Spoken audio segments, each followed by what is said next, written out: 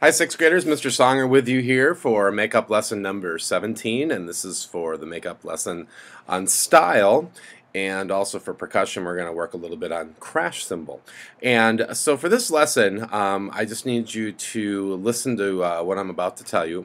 And then to get credit for this makeup lesson, I need you to write down a short summary of this video. And basically, I'm going to hold up a piece of paper here in just a minute, and you could just basically copy down what I'm showing you, but also make sure you listen and you understand what these terms I'm about to tell you mean. So style in music. Style terms are words that tell you how to play the notes. And we're not talking dynamics here. Dynamics would be softs and louds. We're not talking tempo. That would be, things like how fast to play or how slow to play, like allegro or adagio, andante. We're not talking articulation markings like staccatos and accents, the dots and the accent marks, which tell you how to start a note. We're talking like just how to play the notes and the music in general, how to give it a certain feel. Are you going to play the music very smooth and connected? Are you going to play it majestically?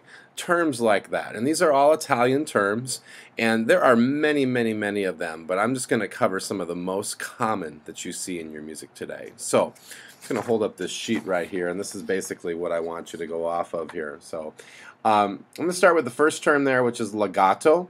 Legato means smooth, and sometimes we see a lot of slur markings or those tenuto markings, the dashes above or below the note, and that also will indicate to play legato, but sometimes you'll just actually see the word legato, and when you see that, you want to make sure you play the music very smoothly. The next one is marcato. Marcato literally means march-like. And there's actually an articulation marking called a marcato. That's the little symbol that looks like this, okay? So you can see those too, and that means to play march-like. And when I say march-like, think like a marching band. So the notes are going to be separated, they're going to be accented, there's going to be a lot of excitement to the notes, okay? Dolce is how that next one's pronounced, and that means sweetly. That means to play the music just with a real sense of sensitivity and play it beautifully. Okay, play it with a really beautiful sound. Grazioso means gracefully. Okay, kind of similar to dolce. You want to play it, kind of like a ballerina would dance. You want to play just with this sense of grace and prestigious, musicianship. Sostenuto means sustained. It's very similar to legato. So when you see sostenuto, you want to make sure that you hold the notes for full value and play with kind of a smooth quality to it. Maestoso means majestically. So you want to play the music again with some excitement, some pizzazz, and make your audience just feel like, wow, that is just really cool how those notes came out.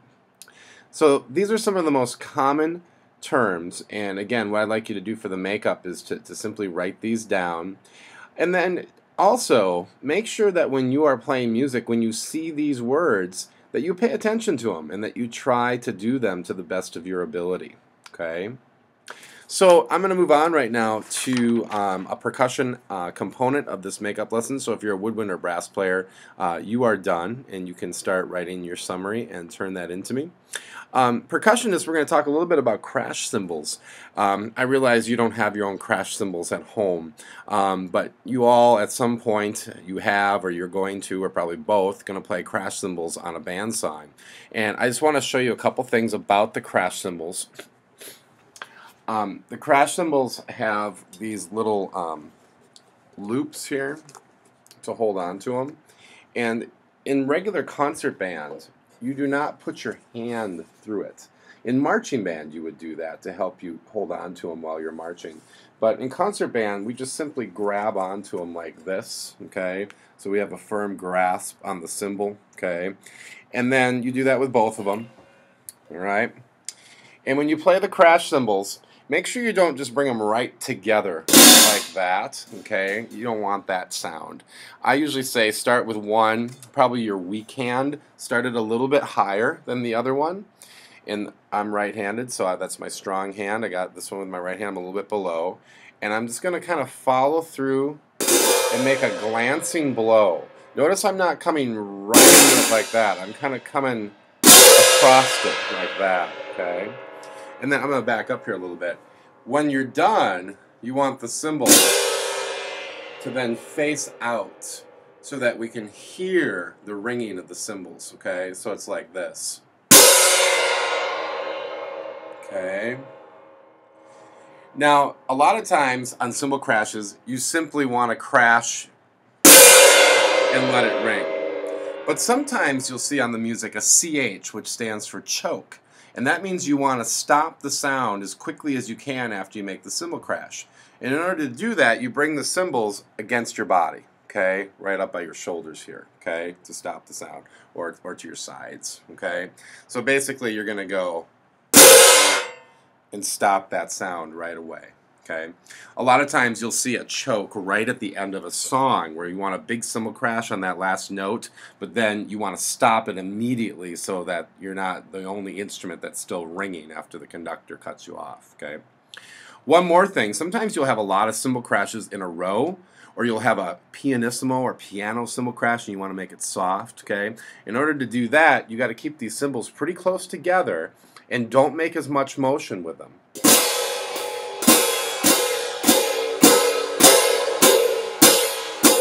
Okay, so you can't do loud, quick cymbal crashes very easily. Okay, so you just keep them together.